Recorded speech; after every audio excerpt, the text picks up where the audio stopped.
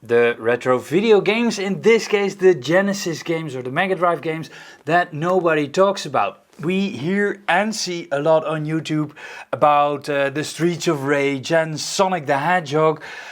So I thought, well, let's take a look at the games that nobody talks about.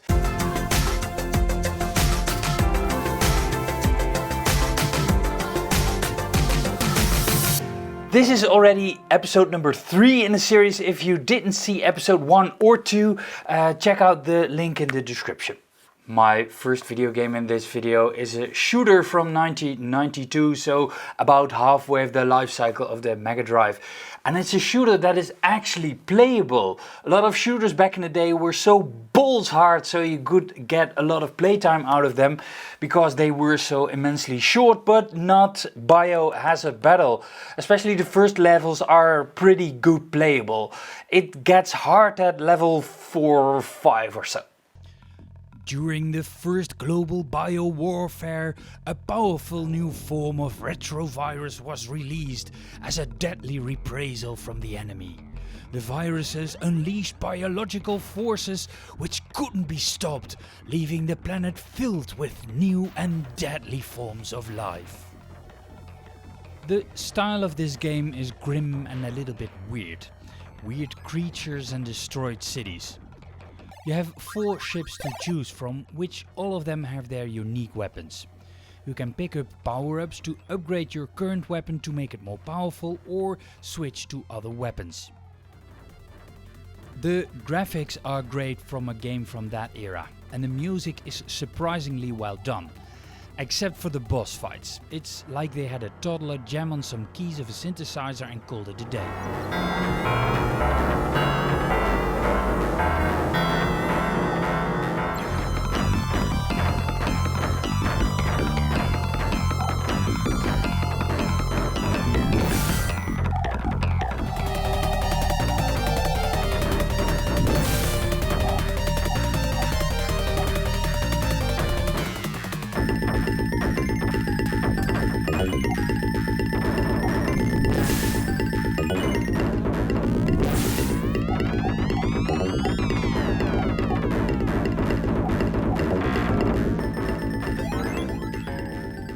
So why does nobody talk about it? I don't know, to be honest.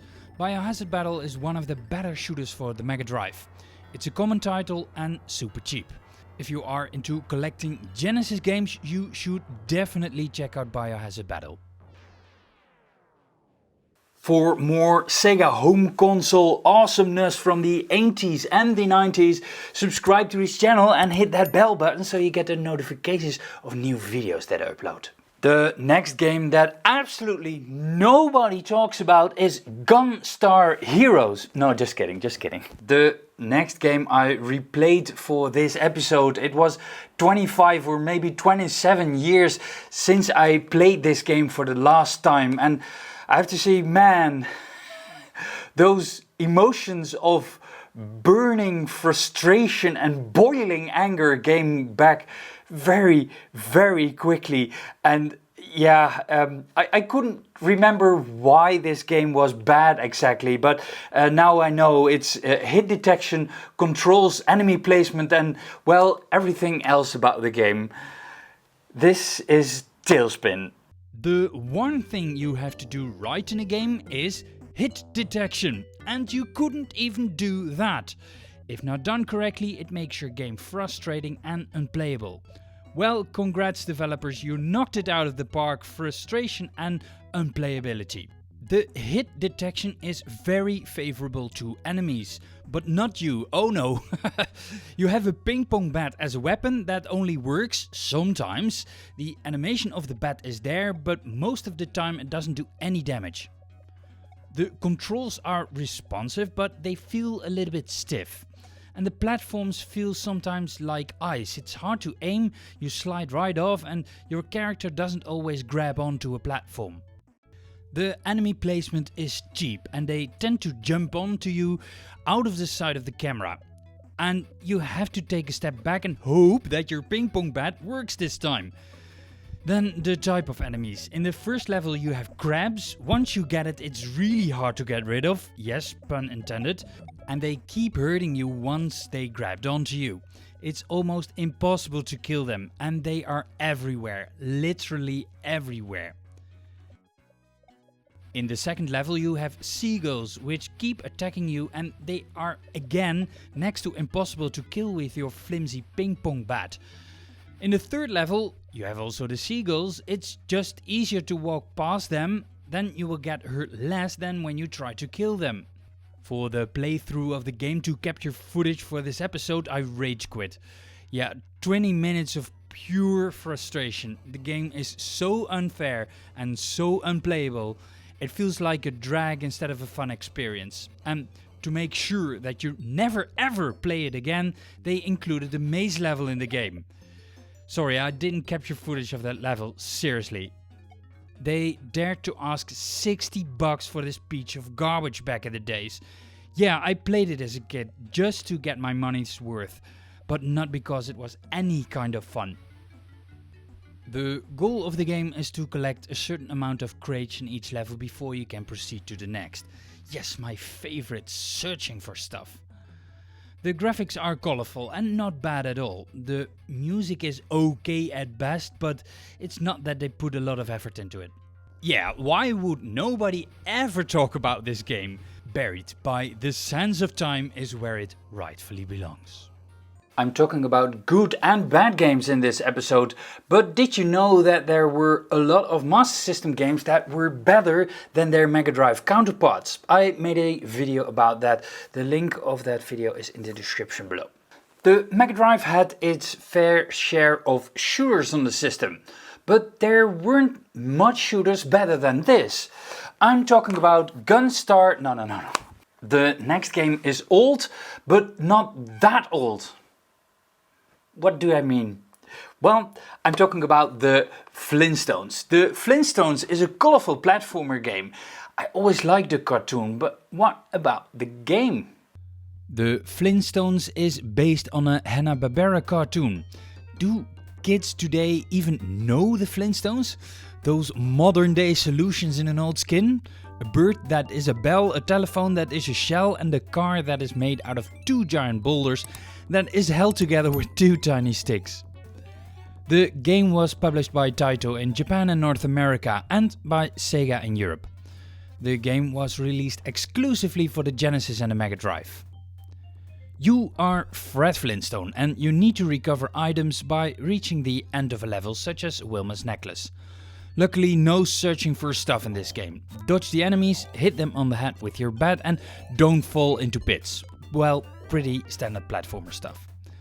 I'm not a fan of the second level in the game, the swimming level. I'm never a fan of swimming levels, and I have to say the underwater levels in Sonic are even worse. There is humor in the game, and the overall Flintstone theme with the dinosaurs is very well implemented. The sound is good, and so are the graphics. I picked this game up aftermarket and was pleasantly surprised by the quality of the game. Some cartoon-based games are very bad. Yogi Bear. Yogi Bear. They could have improved on the hit detection and the grabbing onto platform stuff, but in general it's well worth a look if you're into game collecting for the Mega Drive and the Genesis.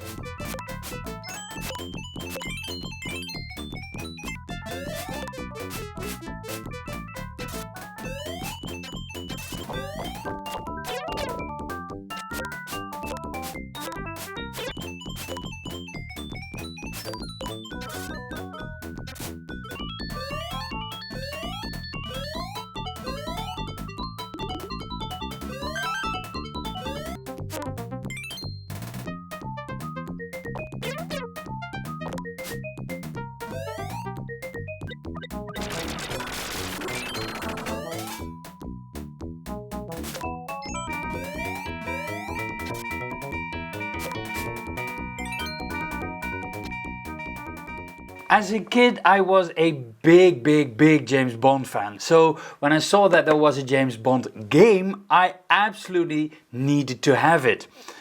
When you first boot up the game, you hear the James Bond tune.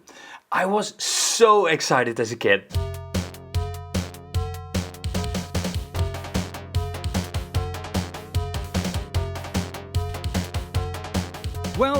this is as much excitement as you will get out of the game. The rest is pure frustration.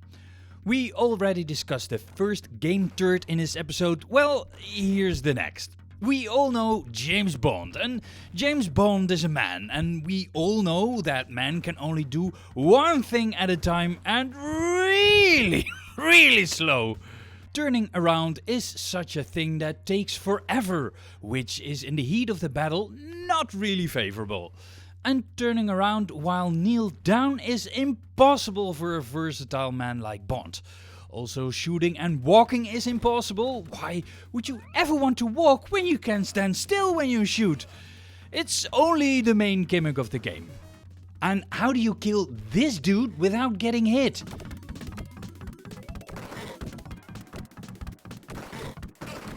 Cheap hits and cheap deaths is what I associate with this game.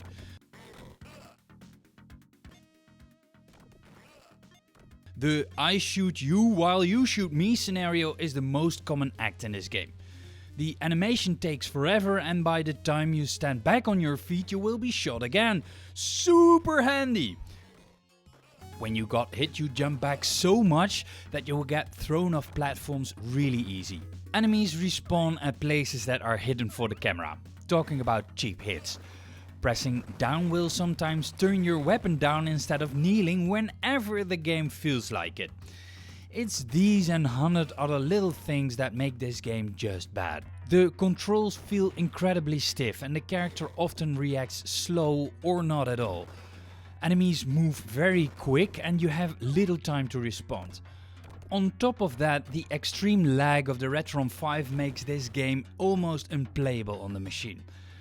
Preventive shooting is the weapon to progress in this game, but not too much because you will run out of bullets, especially in the later levels. You need them. Oh, by the way, and what is that landing sound? What is this scream when you get hit? Is that Timothy Dalton who's displayed on the box art? The goal of the game is to free all the girls in a level and sometimes defusing a bomb or so. Yes, searching for stuff, my favorite. The music is pretty good and the graphics are okay. But the level design feels sometimes a little bit forced, especially in the tree level. There are games that are 10 times better programmed on the Mega Drive. The brand Domark is printed super big on the box art. Something to be ashamed of, not to be proud of. Why? Nobody talks about it. It's absolutely not worth it. It doesn't get much better than this on the Mega Drive. Then a game that I actually like, a game that was released early in the life cycle of the Mega Drive, and you can clearly see that by the graphics and the sound of the game. Monster Lair, or Wonderboy 3 for the Mega Drive.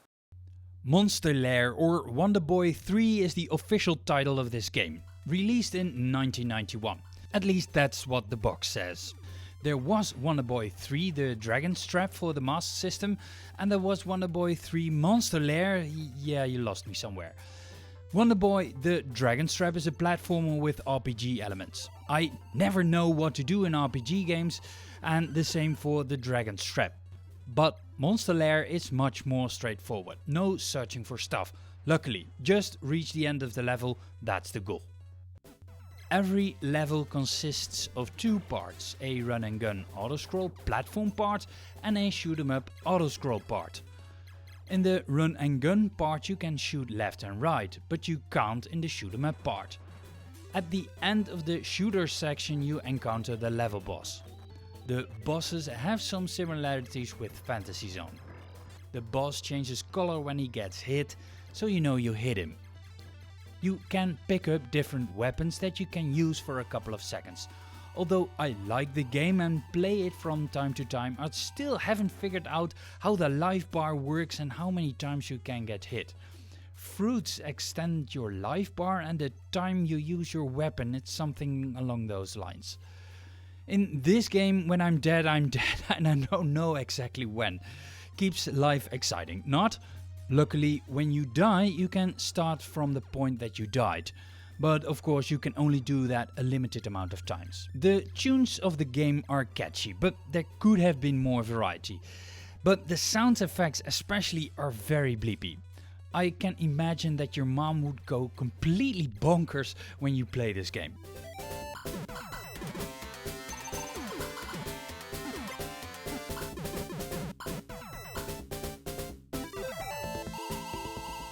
Check out my other episodes in this series. The playlist is right here. And if you want to know how you successfully can remove any sticker residue from your game cases, check out the video right here. Subscribe to the channel for more 80s and 90s Sega awesomeness.